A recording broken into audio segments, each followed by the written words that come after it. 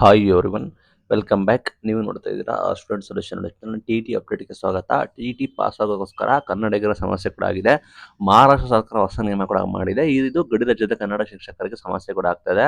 ಏನಾದರೂ ಸಿಂಪಲ್ ನಿಮ್ಗೆ ಗೊತ್ತಿರೋಗೆ T T ಪರೀಕ್ಷೆನ ನಿಮಗೆ ಆಯಾ ಭಾಷೆಯಲ್ಲಿ ಬರೀಬೇಕು ಅಂತೇಳಿ ಮಹಾರಾಷ್ಟ್ರ ಸರ್ಕಾರ ಮರಾಠಿಯಲ್ಲಿ ಬರಬೇಕು ಅಂತ ಘೋಷಣೆ ಕೂಡ ಮಾಡಿದೆ.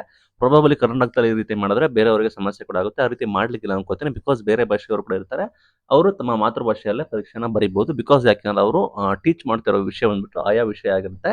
ಅದನ್ನ ಹೊರತುಪಡಿಸಿ ಬೇರೆ ಇದಿರೋದಿಲ್ಲ. ಮರಾಠಿ ಭಾಷೆಯಲ್ಲೇ ಟಿ ಟಿ ಬರಬೇಕು ಎಂಬ ನಿಯಮ ತಂದಿದ್ದಾರೆ ಮಹಾರಾಷ್ಟ್ರದಲ್ಲಿ. ಇದು ಬಂದ್ಬಿಟ್ಟು ಕನ್ನಡ ಭಾಷೆಗೆ ಅವಕಾಶ ನೀಡದೆ ಸಾಕಷ್ಟು ಸಮಸ್ಯೆ ಕೂಡ ಆಗ್ತಿದೆ. ಕನ್ನಡ ಶಾಲೆಗಳನ್ನ ಮುಚ್ಚೋ ಹುನ್ನಾರ ಅಂದ್ರೆ ಮಾಹಿತಿ ಬರ್ತಾ ಇದೆ. ಕಾಸರಗೋಡಲ್ಲಿ ಈ ರೀತಿ ಕೂಡ ಮಾಡಿದ್ರು. ಯಾವ ರಾಜಕಾರಣಿಗಳು ಮಾತಾಡಲಿಲ್ಲ. ನಿಮ್ಗೆ ಗೊತ್ತಿರೋ ಕಾಂಗ್ರೆಸ್ ಸರ್ಕಾರದ್ದು ಅಲ್ಲೇ ಅಧಿಕಾರದಲ್ಲಿ ಇತ್ತು, ಅವರು ಬಾಯಿ ಬಿಡ್ತಿಲ್ಲ. ಬಿಜೆಪಿ ಸರ್ಕಾರನೂ ಕೂಡ ಮಾತಾಡ್ತಾರೆ. ಇದೇ ರೀತಿ ಮಹಾರಾಷ್ಟ್ರದಲ್ಲೂ ಕೂಡ ಹಿಂಗೆ ಮಾಡಿದ್ದಾರೆ. ಕರ್ನಾಟಕಕ್ಕೆ ಪತ್ರ ಬರೆದ್ರೆ ಯಾವುದೇ ರೀತಿ ಇದಿಲ್ಲ. ಇಲ್ಲಿ ನಿಮ್ಗೆ ಗೊತ್ತಿರೋ ಹಾಗೆ ಮಹಾರಾಷ್ಟ್ರದಲ್ಲಿ ಬಿಜೆಪಿ ಸರ್ಕಾರ ಇದೆ, ಯಾರು ಕೂಡ ಬಾಯಿ ಬಿಡೋದಿಲ್ಲ. ಆಪೋಸಿಷನ್ ಕಾಂಗ್ರೆಸ್ ಸರ್ಕಾರ ಇದೆ, ಅವರು ಕೂಡ ಬಾಯಿ ಬಿಡೋದಿಲ್ಲ. ಈಗ ಟಿ ಟಿಗೆ ಸಮಸ್ಯೆ ಕೂಡ ಆಗಿದೆ. ರಾಷ್ಟ್ರೀಯ ಶಿಕ್ಷಕರ ಶಿಕ್ಷಣ ಮಂಡಳಿಗೆ ನಿಯಮ ಇದೆ, ಬಟ್ ಆದ್ರೆ ಮಹಾರಾಷ್ಟ್ರದಲ್ಲಿ ಕನ್ನಡ ಭಾಷೆಗಳನ್ನ ಕೊಲ್ತಾ ಇದ್ದಾರೆ. ಮಹಾರಾಷ್ಟ್ರ, ಸೊಲ್ಲಾಪುರ, ಸಾಂಗ್ಲಿ ಸಾಕಷ್ಟು ಕಡೆ 50 to 90% ಜನರು ಕೂಡ ಕನ್ನಡ ಭಾಷೆ ಮಾತಾಡ್ತಾರಂತೆ.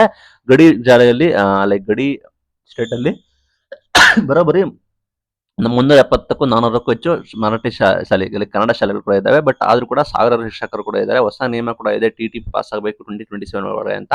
ಆ ನಿಯಮದ ಪ್ರಕಾರ ಒಂದು ಬರೋಬ್ಬರಿ ಆ 1,000ಕ್ಕೂ ಅಧಿಕ ಶಿಕ್ಷಕರ ಪೈಕಿ 60 ಶಿಕ್ಷಕರು ಟಿ ಟಿ ಪಾಸ್ ಆಗಿದ್ದಾರಂತೆ. ನಿಮಗೆ ಗೊತ್ತಿರೋ ಹಾಗೆ 1,000 ಶಿಕ್ಷಕರು ಇದ್ದಾರೆ ಅಂದ್ರೆ ಬರೀ 60 ಜನ ಅಷ್ಟೇ ಪಾಸ್ ಆಗಿದ್ದಾರೆ. ಉಳಿದವರು ಟಿ ಟಿ ಕೂಡ ಬರಬೇಕಾಗುತ್ತೆ. ಬಟ್ ಶಾಲೆಗಳನ್ನ ಮುಚ್ಚೋ ಭೀತಿ ಕೂಡ ಇದೆ. ಸಾಕಷ್ಟು ಶಿಕ್ಷಕರು ಕೂಡ ಇದರ ಸಮಸ್ಯೆ ಕೂಡ ಆಗ್ತದೆ. ಈ ರೀತಿ ನಿಯಮ ಕೂಡ ತಂದಿದ್ದಾರೆ. ನಮ್ಮ ಕರ್ನಾಟಕದಲ್ಲಿ ಆ ರೀತಿ ಮಾಡೋದಿಲ್ಲ ಬಿಡಿ. ಆ ರೀತಿ ಮಾಡಿದ್ರೆ ದೊಡ್ಡದಾಗಿ ಮಾತಾಡ್ತಾರೆ, ಆ ರೀತಿ ಇದು ಅಂತ. ಬಟ್ ಬೇರೆ ರಾಜ್ಯದಲ್ಲಿ ಆಯಾ ಭಾಷೆಗಳನ್ನ ಉಳಿಸ್ಕೊಳ್ಳೋದಕ್ಕೆ ನಮ್ಮ ಬೇರೆ ಭಾಷೆಗಳನ್ನ ಹಾಳು ಮಾಡ್ತಿದ್ದಾರೆ. ಬಟ್ ಆಯಾ ಭಾಷೆಗಳನ್ನ ಬೆಳೆಸಲಿ ಗೌರವ ಇದೆ. ಬಟ್ ಇವರು ಏಕಾಏಕಿ ಕನ್ನಡ ಶಾಲೆಗಳನ್ನ ಉಳಿಸೋದು, ಕನ್ನಡ ಶಿಕ್ಷಕರಿಗೆ ತೊಂದರೆ ಕೊಡೋದು, ಈ ರೀತಿ ಕೂಡ ಮಾಡ್ತಾ ಇದ್ದಾರೆ. ನೋಡೋಣ ನಿಮ್ಮ ಒಪಿನಿಯನ್ ಏನಾಗುತ್ತೆ ಕಮೆಂಟ್ ಮಾಡಿ ತಿಳಿಸಿ. Thank you.